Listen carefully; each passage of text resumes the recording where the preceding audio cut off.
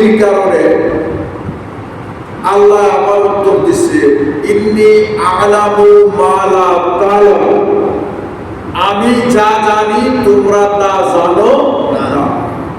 তাইলে এতে কি বোঝা গেল?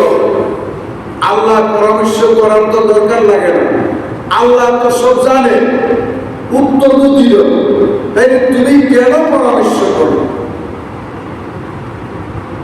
এটারও একটা হিকমত আছে, আমি ওই দিকে আর যাচ্ছি না।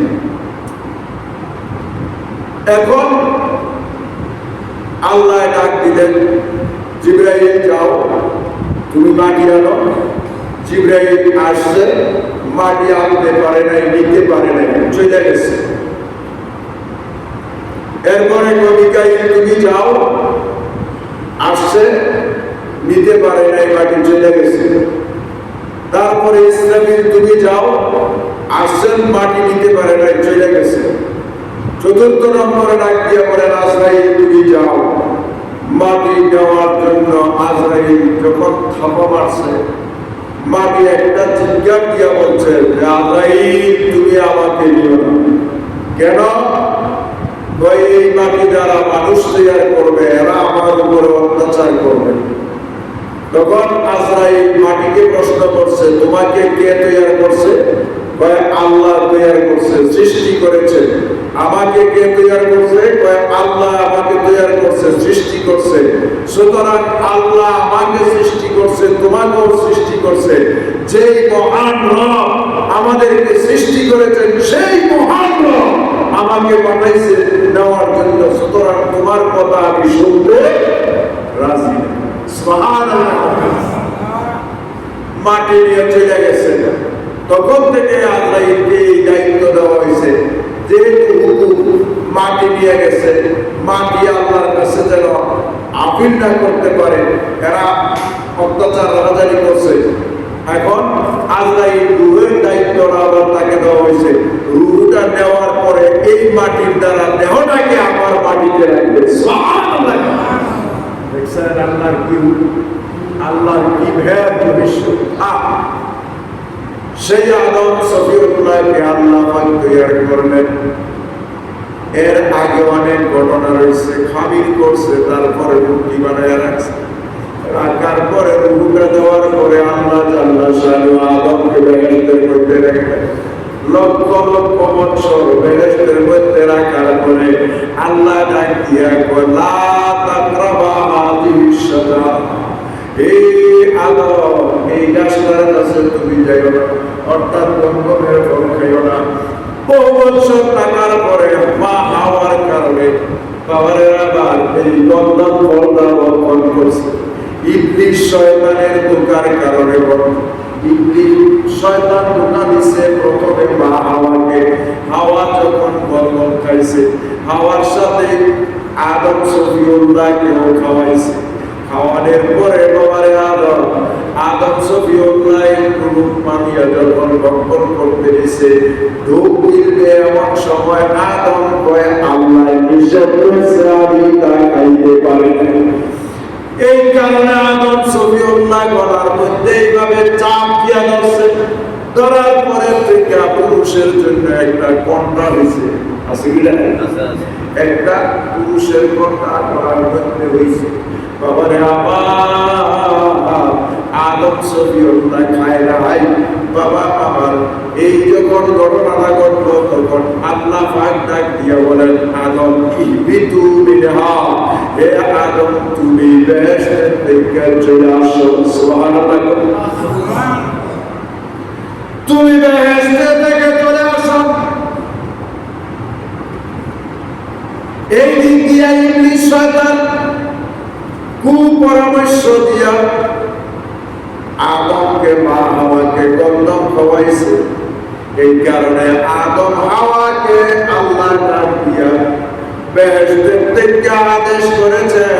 আর ইবলিস শয়তানকে ডাক দিয়া কয়, ফখরুজ মিনহা ফাইন্না শাইতান, ফখরুজ মিনহা ফাইন্নাকা শাইতান, এই শয়তান দুষ্ট, বাহির হও বেহেশত থেকে। অর্থাৎ আদমকে ডাক দিছে, আপনি চলে আসেন বাহির বেহেশতের থেকে। আর শয়তানকে দমন দিয়ে বলছে, এই শয়তান বাইরে হবে। তাইলে দুইজনের কথাটা দুই রকম হয়েছে না? একজনকে ধমক দিয়ে বাহির করছে, আরেকজনকে ডাক দিয়ে নিয়ে আসছে। আদম সফিউল্লাহ এখন আব্দুল্লাহ ইবনে মাসউদ রাদিয়াল্লাহু তাআলা আনহু থেকে এই হাদিসটা। আব্দুল্লাহ ইবনে মাসউদ রাদিয়াল্লাহু তাআলা আনহু বলতেছেন, আদম সফিউল্লাহ যখন বেহেশতের থেকে বাইরে হইলেন, জমিনের মধ্যে আসলেন, এই আসার সাথে সাথে আদম সফিউল্লাহ বেহেশতের মধ্যে ছিল সুন্দর চেহারা। কি চেহারা? সুন্দর চেহারা। আমার কথা বুঝছেন আপনারা? বুঝলে একটু হা না বলবেন। বেহেশতের মধ্যে আদম সফিউল্লাহ কোন চেহারা? সুন্দর চেহারা, ঠিক না? বেহেশতের থেকে যখন জমিনে আসলেন,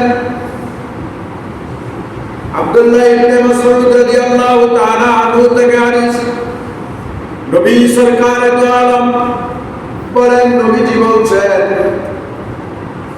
আব্দুল্লাহ ইবনে মাসউদ রাদিয়াল্লাহু তাআলা আনহু বলেন, নবীজি বলেন, নবীজি ফরমাইছেন, যখন বেহেশত থেকে আদম সফিউল্লাহ জমিনের মধ্যে নামছে, নামার সাথে সাথে সুন্দর চেহারাটা কালো বর্ণ হয়ে গেছে। কি হয়ে গেছে? কালো বর্ণ হয়ে গেছে। আদম সফিউল্লাহ এখন আবার আরেক জাতের মুরব্বী আছে, ওই বাবারে কান্দো কান্দো। আদম নবী একটা পুকুরিয়া 350 বছর কাঁদছে, বাবা তুমিও কান্দো। কয়টা কয়টা? একটা গুনাহ করে আদম নবী 350 বছর কাঁদছে। এই কথা যদি কোনো মৌলবী বা পীর আলেম বলে, তাইলে সঙ্গে সঙ্গে বেঈমান। কোন নবী গুনাহ করতে পারে না। আল আম্বিয়াউ মাসুমুন, নবীগণ বেগুনাহ মাসুম। সুবহানাল্লাহ। সুতরাং নবীগণকে গুনাহগার বললেন, ঈমান আর থাকবে না, বেঈমান হয়ে যাবে। তাই নবীরা গুনাহ করে নাই, আদম নবীও গুনাহ করে নাই।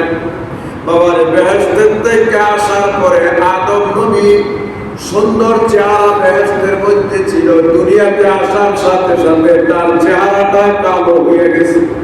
অর্থাৎ দেহ বডি, পূর্ণ বডিটা কালো হয়ে গেছে। কি হয়ে গেছে? কালো যখন হয়ে গেছে, আদম নবী এইবার কান্না আরম্ভ করছে। কি আরম্ভ করছে? কারণ কান্না, যেহেতু তিনি চেহারাটা কালো হয়ে গেছে, বিশ্রী হয়ে গেছে, মনের মধ্যে গুনাহ করা, আরে কি অপরাধ করলাম, কি ভুল করলাম,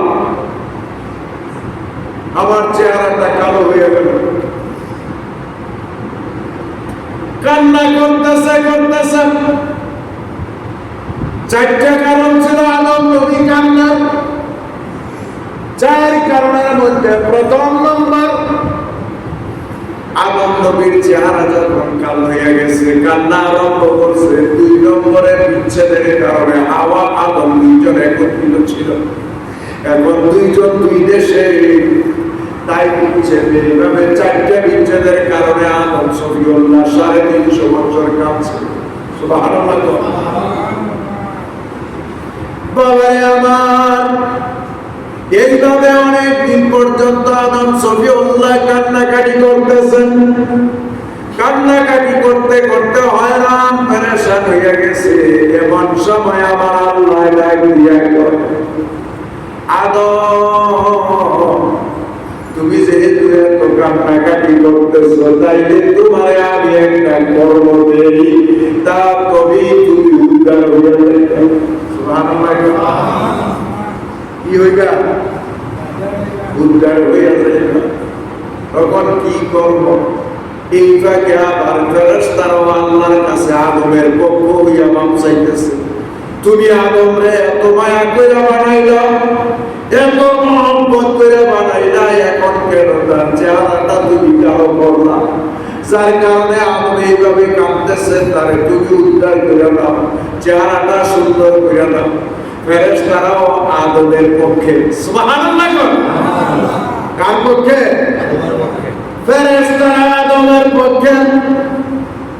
ফেরেশতারা যখন এইভাবে বলতেছে, আল্লাহ ডাক দিয়া কয়, আদম, এরে আদম, তোমারে আমি একটা নসিহত করি, তোমারে একটা আমল দান করে দিলাম। কি? তুমি যদি আইয়ামে বিশ, অর্থাৎ প্রতি চাঁদের, কোন চাঁদের? প্রতি চাঁদের 13, 14, 15, 13, 14, 15 তিনটা রোজা তুমি রাখতে পারো, তাইলে তোমার চেহারা ফর্সা হয়ে যাবে। সুবহানাল্লাহ। আল্লাহু আকবার। আল্লাহ দয়াবান আছে কিনা আমরা দেখি। আমরা গর্ব করতে রাজি না। ধোঁকাবাজি, বাটপারি, বানোয়ারি যত আছে, এই বড় দুঃখ। মুসলমান নাম ধরি, মানুষ নাম ধরি, কর্মের দ্বারা জিপ জানুয়ারির চাইতে আরো নিকৃষ্ট।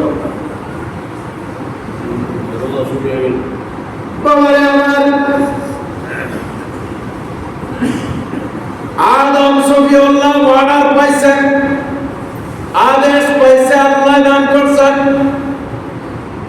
এমন সময় চাঁদের যখন নাকি 13 তারিখ আসলো, 13 তারিখ আসলো, দিনটা ছিল বুধবার। সুবহানাল্লাহ। কিবার দিনটা ছিল বুধবার। 13, 14, 15 তিনটা রোজা রাখলাম। বুধবার দিনে আদম ওয়াটার পাইয়া রোজা রাখছে। সুবহানাল্লাহ। এটাকে বলা হয় আইয়ামে বীজের রোজা। সুবহানাল্লাহ। বুধবার দিনে রোজা রাখলেন। রোজা রাখার সাথে সাথে ইফতারি যখন করবে, ইফতারির জন্য রওনা হয়েছে, এমন সময় দেখতেছে আদম নবীর দেহের মধ্যে অর্ধেকটা না, 3 ভাগের 1 ভাগ ফর্সা। 3 ভাগের 1 ভাগ ফর্সা হয়ে গেছে। একটু আনন্দ মারছেন।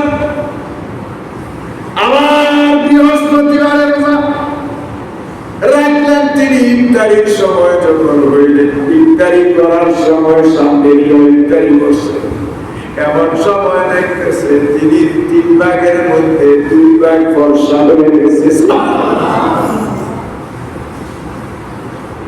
শুক্রবার দিনে রোজা রাখলেন।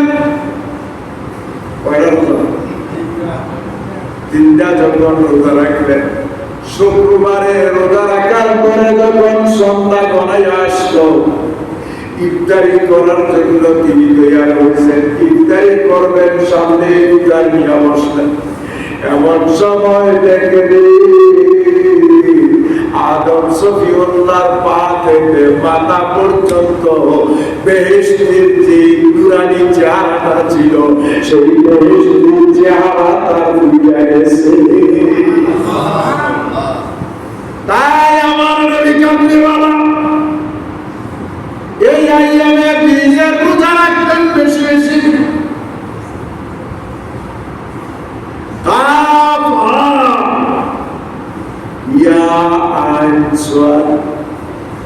সূরা মরিয়মের এই প্রথম কাফ হা ইয়া আইন সাদ, এই 4টা অক্ষর মাগরিবের পরে বেশি বেশি যদি পড়বা, তাইলে মৃত্যুর আগে তোমার গোসল, মৃত্যুর পরে তোমার যে গোসল দিবে, যদি ইমানদার হয়, আর যদি তার মধ্যে খাসিলতের মধ্যে পরহেজগারিতা থাকে, আমল থাকে, মৃত্যুর পরে গোসল দেওয়ার জন্য চাই নিবে।